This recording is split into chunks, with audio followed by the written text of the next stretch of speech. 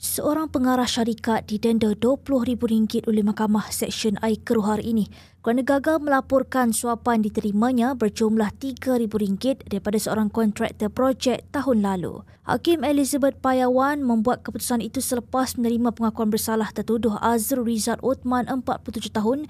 Jurus pertuduhan pilihan kedua dibacakan oleh jurubahasa mahkamah. Berdasarkan kertas pertuduhan, tertuduh sebagai pemilik Media Works Design telah diberikan suapan wang tunai RM3,000 oleh seorang lelaki dan gagal melaporkan pemberian suapan itu kepada Pegawai Suruhanjaya Pencegahan Rasuah Malaysia SPRM atau Pegawai Polis Berhampiran.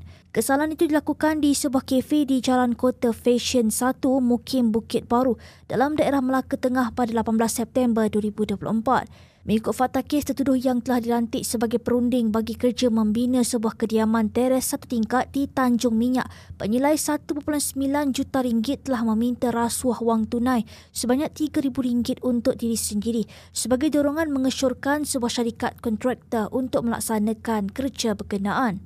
Mahkamah kemudian menjatuhkan denda sebanyak RM20,000 atau 6 bulan penjara jika gagal bayar serta membenarkan permohonan pendakwaan.